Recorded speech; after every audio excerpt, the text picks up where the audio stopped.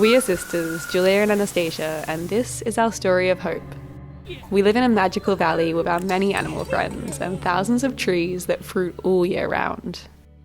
They were planted by our grandparents and tended by our parents, but when we lost our dad suddenly, we realised that it was our turn to care for the land, to help our mum on this journey, and to plant more trees and regenerate the rainforest. We began to look inwards and concentrate on one place, one landscape, and one goal: to live in harmony with the earth. It hasn't all been easy, and together we've faced droughts and bushfires, terrifying floods and climate disasters, but it has only made us realise the importance of protecting nature before it's too late. In hardship, we have found hope. We have seen the extraordinary resilience of nature, watched ecosystems return, native wildlife thrive, and found glistening connections between ourselves, the animals, and the land, learning to work as one. We have realised that in this time of uncertainty, there is potential for great change. With action, nature could thrive and the future could be better than anything we can imagine. So join us and let us know, what is your message of hope for nature?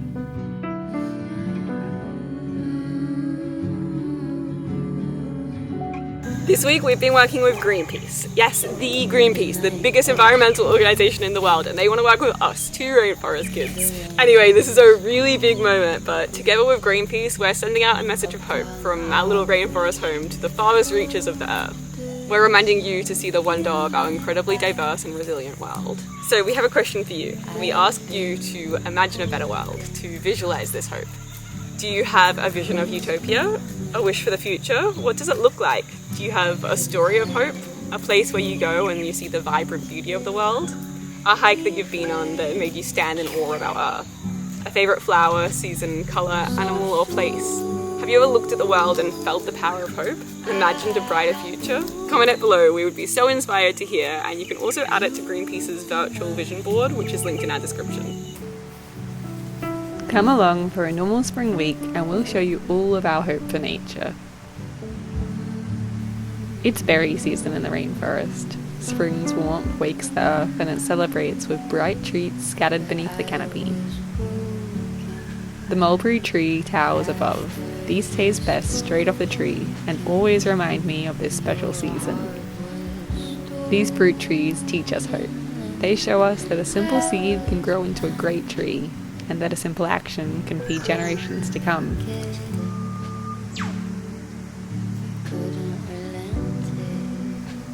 The ground is covered with wild raspberries. These are native to Australia and are the sweetest snack to find on a hot spring day.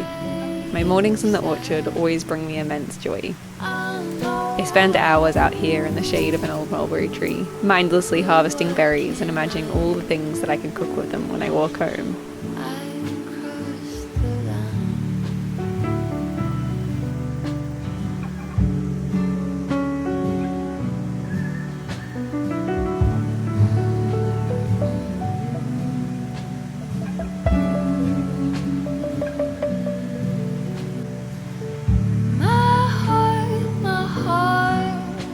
I want to cook something that honours the sweetness of the wild raspberries, so I'm making up a recipe as I go. I'm baking a gluten-free shortbread base with a ricotta cheesecake topping.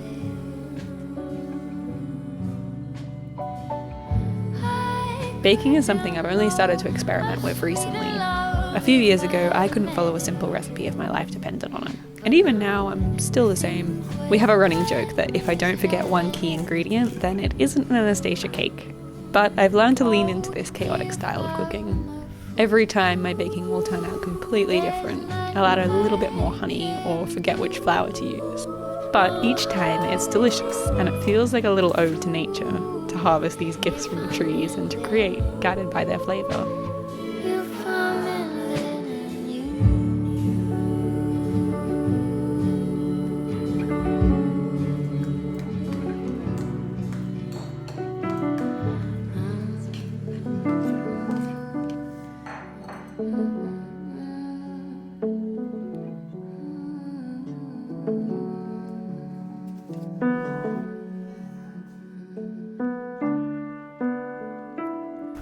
The flock teaches us to care. These sheep act as one, guided by their community. We find so much hope for the world after a simple cuddle of cherub. So So little Cherub seems like he's just like his Uncle Lanky Boy, and if you scratch him, he just loves it so much. Does all these weird facial expressions. Seems to like chest scratches the most. What do you think? He seems to have Lanky Boy's big eyes as well. How is it possible that something is this cute? It's so special to be able to cuddle them at this age because it means they'll grow up to be sweet, friendly sheep like their uncles and their mums. Here's the grandson of Yuno, the first sheep ever born on the farm, over 15 years ago. Cherub is young and innocent, and right now the flock cares for him as he learns everything. But one day, Cherub and his sister Poet will be leaders of the flock, just like their mother and their grandmother was before that. They will wander these same hills and continue this communal care. I dropped it. You can have that one. This one's for me. This one's for me. Yum, that one was ripe. I should have eaten that one. I'm jealous. No, Poet. No.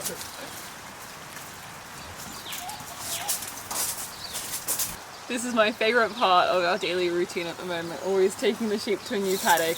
And this is the first time they've been allowed in the big paddock, so they're pretty excited because there's kiwi fruit that have dropped and they're eating them all off of the ground, and also they're a bit spoiled, so we're picking some for them as well. I don't want it.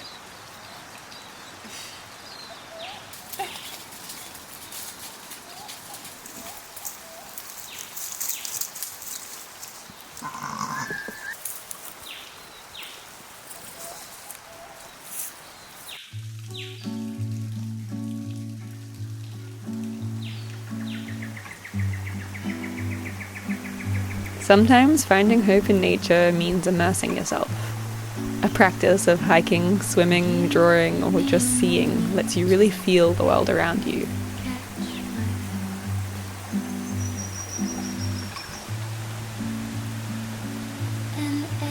The water is still super cold, flowing from high up the mountain, but the freezing water on my skin makes me feel so awake and aware. But I normally only stay in for less than a minute.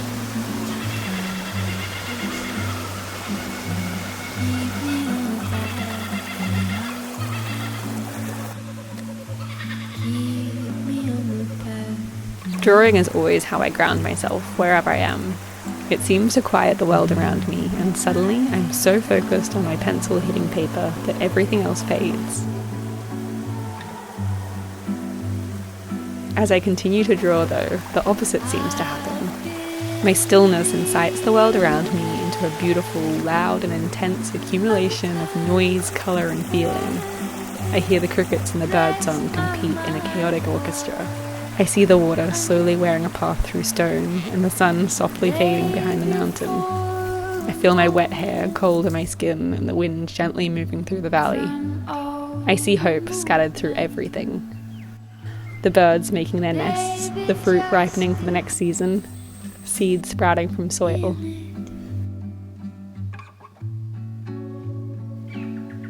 The Kookaburras have started building their nest again. Each year they fly up into the treetops and care for their babies in the old termite's nest. It is such a privilege to watch them care for their young.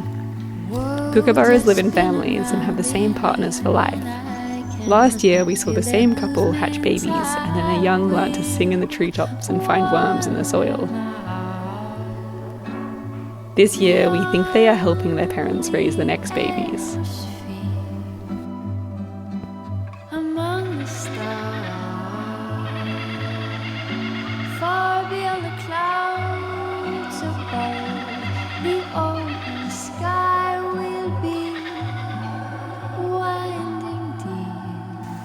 It's time to harvest the last of the lemons, kiwis and avocados before they fall off the trees. Seeing the seasons change is always so beautiful.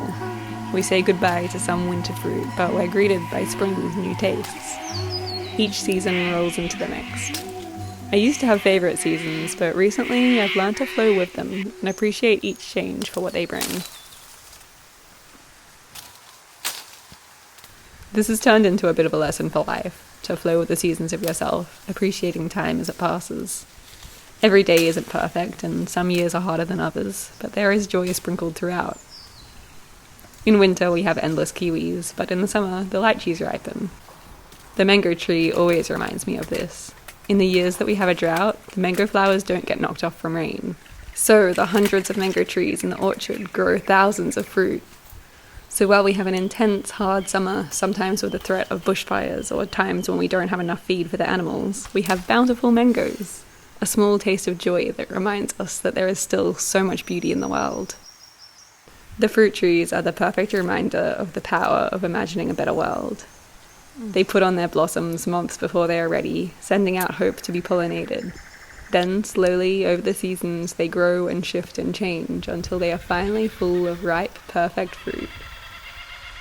Some days when I'm sitting up high in this grand tree that was planted by our grandparents, I just have this feeling that's like nothing else in the world. It's so beautiful to sit here and pick fruit and think about 60 years ago our grandparents planting this tree and picturing them just having this imagination, just imagining this tree to grow tall and have fruit. And now their grandchildren, or me, are in the branches of their vision, picking fruit and being nourished by their thought.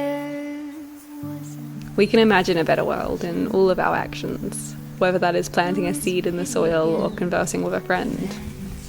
When we consume or create or consciously work towards a brighter world, we can make it come true in small or big scale.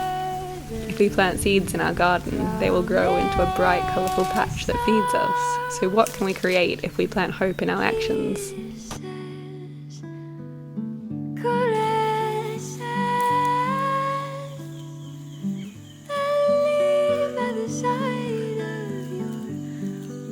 So our message of hope for nature is probably a poem that we wrote in our book, which is: listen to the birds sing to their unhatched eggs. They build a future within their nests. See the fruit ripen for tomorrow's harvest. Their flesh is painted by imminence. Feel the seeds between your fingers and envisage the garden that will grow. Like nature, imagine a beautiful earth and find hope behind each new season's edge. Thank you so much for watching, and you can find more in our book linked in our description. The music in this video is by Indira Elias, and you can find her links in our description too.